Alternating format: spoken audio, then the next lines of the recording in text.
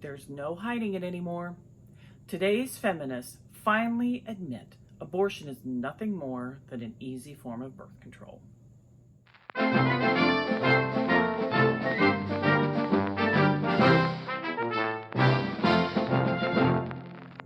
Rosie the Riveter here with more truth bombs to blow your mind.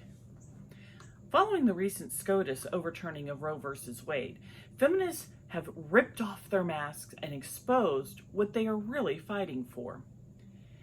They threaten sex strikes and the end of hookup culture and to actually hold men accountable when they do become pregnant. First, lesbians, trans women, and gay men protesting because they can't have an abortion is like a bald man who's upset because he can't find a comb. It's insanity.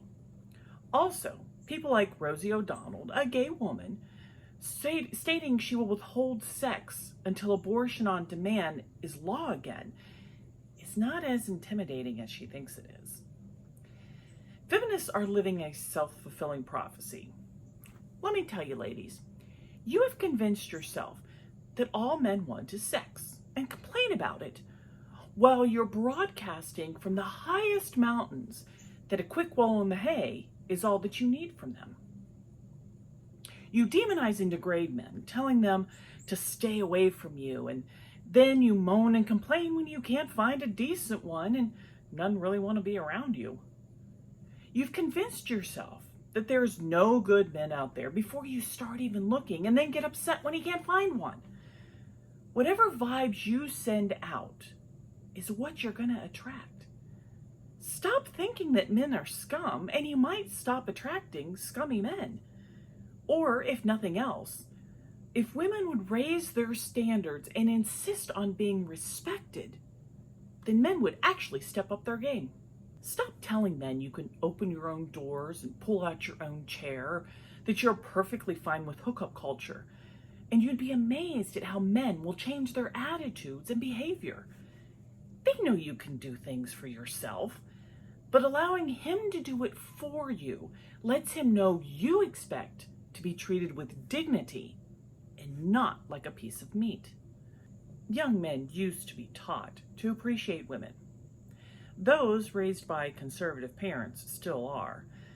Today, men that are part of the feminist movement don't dare teach their sons to treat women like women.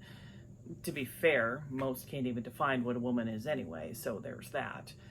Instead, they teach their sons that women can take care of themselves. So the boys learn that all that women need them for is sex. It's a man's utopia, and it has reduced our culture down to that of the crudest of animals. Except animals actually do it to procreate.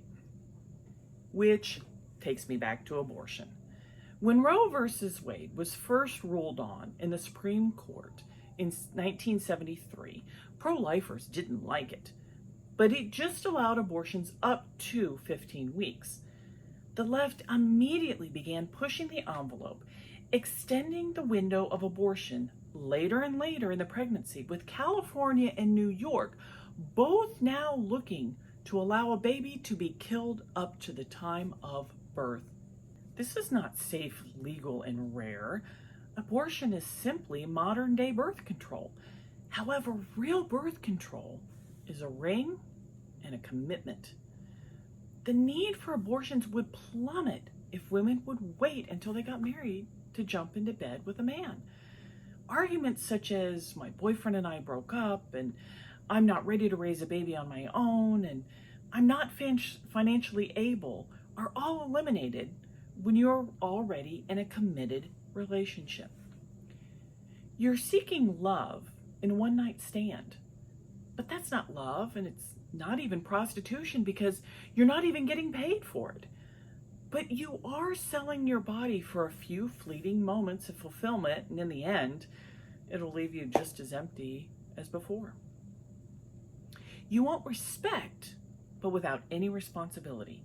In fact, you demand respect, but you'll never get it because you don't respect yourself.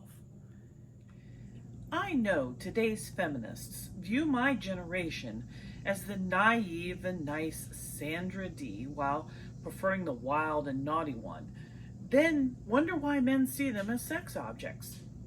We actually made men work for our attention, courting us, because you don't need to exert any effort for what is given for free. It was understood a ring came before the romp. We wanted a lifetime commitment, not a fleeting memory. However, when an unwed pregnancy did occur, the vast majority got married right away and raised a family, as that was the goal anyway. In reality, women are in control here. They can either raise their standards and in turn raises men up, or they can be Jezebels and let the whole society become moralist pigs. Truth is, women have always set the tone for the culture. And right now, progressive woke American women are dragging us through the mud. I'm a real woman. I take responsibility.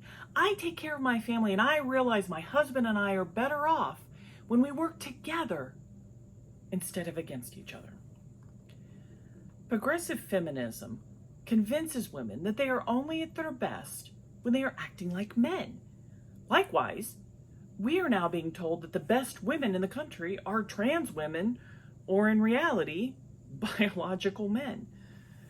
I went into the factory to support my husband, not replace him. I compliment my husband. I don't compete against him.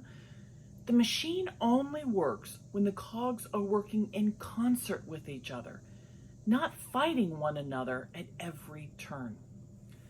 So if you want men to respect you and treat you the way you should be treated, then be someone that deserves respect and is worthy of appreciation. But that's just my 2 cents. What do you think? Leave your comments down below and don't forget to like and subscribe.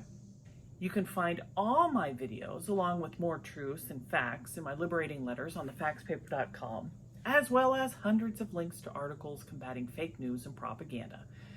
Don't lose heart. We are winning. America will be great again. We can do it.